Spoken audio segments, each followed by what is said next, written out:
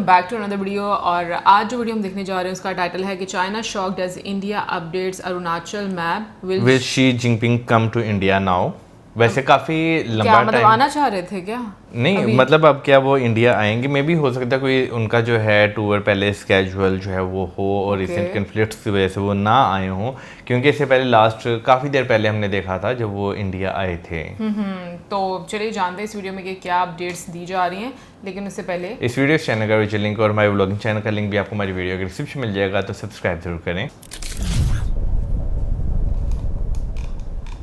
नमस्कार, welcome to career 247। मैं हूं प्रशांत धवन। नाउ चाइना आज के समय बहुत ज़्यादा गुस्से में है। इनकी सरकार, इनका मीडिया, सब लोग आज के समय लिख रहे हैं कि भारत ने अरुणाचल प्रदेश का मैप अपडेट कैसे कर दिया। देखिए, जियोपॉलिटिक्स में टाइमिंग मैटर करती है। पिछले कई सालों से लगातार चाइना बिना वजह अरुणाचल प्रदेश को अपना हिस्सा बता रहा था, और साथ ही साथ चाइना ने अरुणाचल प्रदेश के नए नए अजीबोगरीब मैप छापने स्टार्ट कर दिए। अरुणाचल प्रदेश की जो कई आइकॉनिक लोकेशंस हैं उनके नाम चेंज कर दिए, नाम रख दिए मैंडरिन भाषा में, बस दुनिया को दिखाने के लिए कि चाइना मानता है कि अरुणाचल प्रदेश चाइना का हिस्सा है। बट इंडिया ने हर बार चाइना के इस क्लेम को रिजेक्ट किया, और अब फाइनली जब शी जिनपिंग बहुत ही जल्द हो सकता है कि भारत में आए ब्रिक्स समिट के लिए, अब मुझे पता नहीं कि आएंगे नहीं आएंगे, बट जब शी जिनपिंग की एक ट्रिप बन रही थी इंडिया में, उससे पहले भारत ने अरुणाचल प्रदेश का मैप अपडेट कर दिया है। ये एक बड़ी डेवलपमेंट है अपने आप में। भारत ने अरुणाचल प्रदेश का मैप प्रॉपरली अपडेट करके तीन छोटी जो लोकेशंस है यहाँ पे इनको हाईलाइट भी किया है कि ये तीन छोटी लोकेशंस अभी भी चाइना ने इलीगली ऑक्यूपाई कर रखी है। ये 1962 जो इंडिया चाइना वॉर हुई थी तब से लेकर अब तक हम देख रहे हैं कि ये एरिया चाइना ने इलीगली ऑक्यूपाई कर रखा है। हमने इस चीज को प्रॉपरली मेंशन किया, और जो 27 जगह है अरुणाचल प्रदेश में,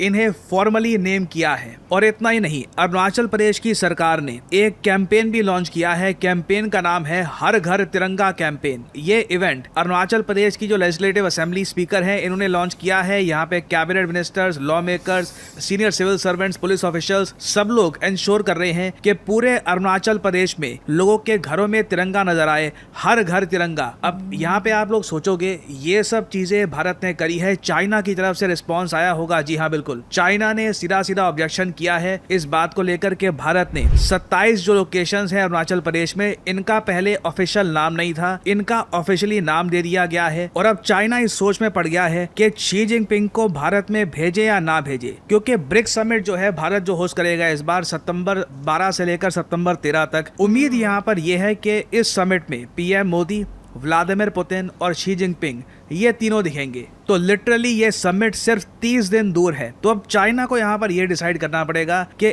एक महीने पहले जब अरुणाचल प्रदेश का जो मैप है ये अपडेट किया है भारत ने, चाइना इसका विरोध कर रहा है, ग्लोबल टाइम्स इस पे आर्टिकल पब्लिश कर रहा है एक के बाद एक। यहाँ पे आप देख पाओगे इंडिया ने जो यूनिलैटरली नेम कर दिए हैं चाइना के जांगनान, ये लोग जांगनान बोलते हैं अरुणाचल प्रदेश को, ये सेल्फ डिसेप्शन है, और इससे रिलेशन जो इम्प्रूव होने थे ये इम्प्रूव नहीं हो पाएंगे। ये सब बातें चाइना के एक्सपर्ट्स, चाइना के सरकारी मीडिया आउटलेट ग्लोबल टाइम्स में ये लोग ये बात लिख रहे हैं। तो अब क्वेश्चन यहाँ पर यही है कि क्या ब्रिक्स समिट को अटेंड करने के लिए शी जिनपिंग आएंगे या फिर नहीं आएंगे? क्योंकि आप अगर ऑनलाइन देखोगे ना तो भारत के कई जो फॉर्मर ऑफिशियल्स रह चुके हैं, कई भारत के विदेश मंत्रालय में जो सेक्रेटरी रह चुके हैं, वो भी आज के समय चाइना को एक प्रॉपर जवाब दे रहे हैं। जब ग्लोबल टाइम्स ने यहाँ पर ये आर्टिकल पब्लिश कर दिया और ये कहा कि इंडिया ने तो बिना वजह अरुणाचल प्रदेश की जो लोकेशंस हैं उनके नाम करने शुरू कर दिए हैं, इससे रिलेशंस कैसे ठीक होंगे, इससे तो उल्टा रिलेशंस खराब हो जाएंगे। इंडिया की तरफ से सिरा सिरा ये जवाब आया कि ये किस टाइप की हिपोक्रेसी है। चाइना ने लगातार फिक्शनल नेम दिए अरुणाचल प्रदेश की कई लोकेशंस को, जो प्रॉपरली एक इंडियन टेरिटरी है, जो पूरी दुनिया मानती है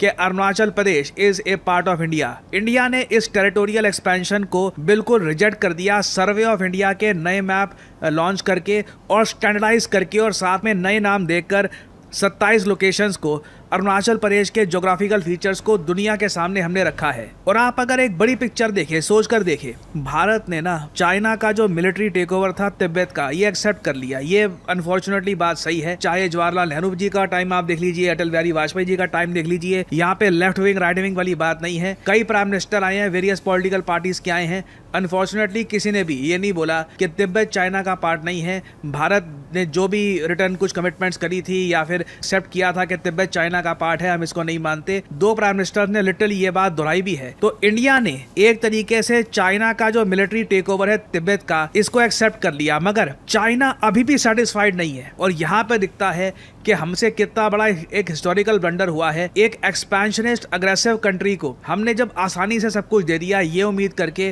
कि अब ये बिल्कुल शांत हो जाएंगे, उल्टा हुआ। इनकी जो भूख है और ज्यादा बढ़ती गई। इन्होंने कहा कि अच्छा तिब्बत इतना आसानी से मिल गया, इंडिया ने कुछ संघर्ष ही नहीं किया, अब तिब्बत छोड़ो, आगे का हिस्सा भी हमारा है। इवन यहाँ पे आप देख पाओगे कपिल सिब्बल जो भारत के पूर्व सेक्रेटरी रह चुके हैं विदेश मंत्रालय में, ये यहाँ पर कह रहे हैं कि having become contiguous with India for the first time in history, China is laying claim to additional territory. इन लोगों ने छोटे भूटान को भी नहीं बख्शा, भूटान का भी बहुत सारा लैंड चाइना क्लेम करता है। और हो सकता है कि आप में से कुछ लोग यहाँ पर ये बोले नाम बदलने से क्या हो जाता है। यहाँ पे आपको समझना होगा कि किस लेवल की जियोपॉलिटिक्स खेली जा रही है भारत और चाइना द्वारा। साल 2005 में जब doctor Manmohan Singh ji prime minister थे देश के, तब इंडिया और चाइना ने एक बॉर्डर पैक्ट साइन किया था, बहुत ही इंपॉर्टेंट बॉर्डर पैक्ट, जिसमें ये डिसाइड किया गया कि कल को अगर समाधान निकलेगा इंडिया चाइना की बॉर्डर का, उसमें कोशिश ये की जाएगी कि जो लोग हैं उनकी इच्छाओं को ध्यान में रखा जाए। अब इसका मतलब ये नहीं है कि अगर मान लो कि अरुणाचल प्रदेश का कोई इलाका है, वहाँ पर चाइना गांव बसा दे, वहाँ पे जो लोग हैं वो मैंड्रिन स्पीकिंग हो, वहाँ पर चाइना सड़कें बना दे, तो वो गांव चाइना का हो गया। मगर कहीं ना कहीं जब बॉर्डर डिस्प्यूट रिजॉल्व करने का प्रयास किया जा रहा होगा, बातचीत हो रही होगी, तब लोगों की जो इच्छा है वहाँ पर उसको कंसिडरेशन में डाला जाएगा। चाइना ने क्या किया, 2005 वाला जो बॉर्डर पैक्ट है ना, इसको धीरे धीरे एक्सप्लॉइट करना स्टार्ट कर दिया बॉर्डर पे बहुत सारे गांव बसाकर। आपने इसके बारे में खूब सुना होगा कि चाइना अरुणाचल प्रदेश के आसपास गांव बसा रहा है, सड़कें बना रहा है। इनको उम्मीद ये है कि धीरे धीरे आबादी बढ़ती रहेगी, ये लोग जहाँ पे इनके पशु हैं इनको टहलाना स्टार्ट कर देंगे इंडियन टेरिटरी में। फिर कल जब बैठकर बात होगी तब चाइना को थोड़ा बहुत और एक्स्ट्रा एरिया मिल जाएगा और चाइना ये भी बोल देगा कि देखो हमने इस इलाके का नाम भी अपने हिसाब से रखा, हमारी जो आबादी है वो भी ज़्यादा करीब रहती है इस इलाके के, तो ये हमको मिलना चाहिए। ये एक टैक्टिक है, ठीक है।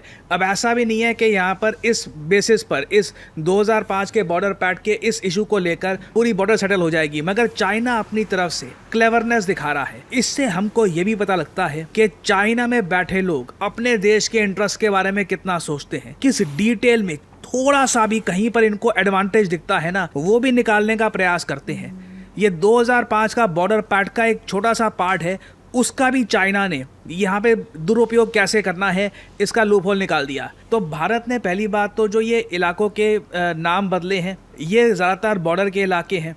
दूसरी बात यहाँ पर यह है कि बहुत जल्द हम लोग भी अपने विलेजेस को और ज़रा प्रमोट करेंगे कि वो बॉर्डर एरियाज के आसपास रहे, ताकि चाइना कभी भी 2005 के बॉर्डर पैक्ट के बेसिस पर ये क्लेम ना कर पाए कि देखो अरुणाचल प्रदेश का जो आसपास का एरिया, बाउंड्री का एरिया, ये तो हमको मिलना ही मिलना चाहिए। That is the main thing.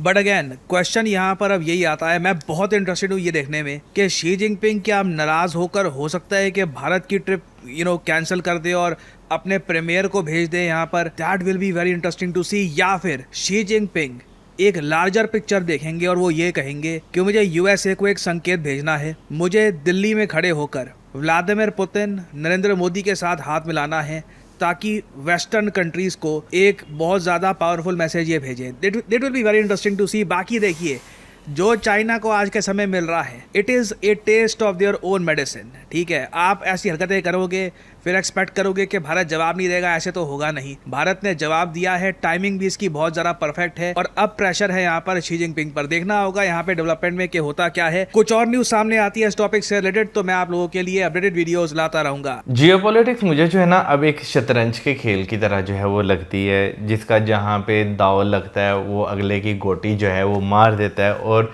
अगले बंदे को जो है ना पिछाड़ देता है। मुझे अब जो है ना वो जियोपॉलिटिक्स सीरियसली कुछ इसी तरह जो है वो लगती है, क्योंकि आप देखें कि किस टाइम किस मुल्क का जो पलड़ा जो है वो भारी हो जाए आपको जो है ना बिल्कुल नहीं मालूम। और सबसे बड़ी चीज़ ये थी कि भाई सही टाइम पर जो है ना सही गोटी चलना। इंटरेस्टिंग पार्ट ऑनेस्टली मुझे यही लगता है, क्योंकि अभी जब हम लोग इतना ज़्यादा जियोपॉलिटिक्स को ना सुनते थे ना समझते थे, अभी भी बहुत ज़्यादा समझ नहीं आती कि भाई पॉलिटिशियंस का दाव बड़ा अच्छा रहता है।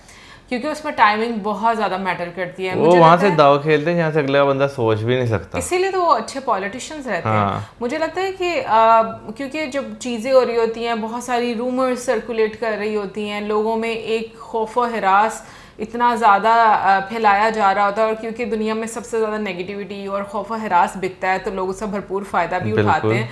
तो मुझे ये लगता है कि जो एक अच्छा पॉलिटिशियन होता है ना, उसको ये पता होता है कि मुझे इमोशनल रिस्पॉन्ड नहीं करना, मुझे सही टाइम पर सही रिस्पॉन्स देना है और एक्शन लेना है। और मुझे लगता है वो जो धीरज है ना, वो उसकी स्ट्रेंथ होती है, जिसमें बहुत सारे बड़े बड़े पॉलिटिशियन जो है वो चूक भी जाते हैं।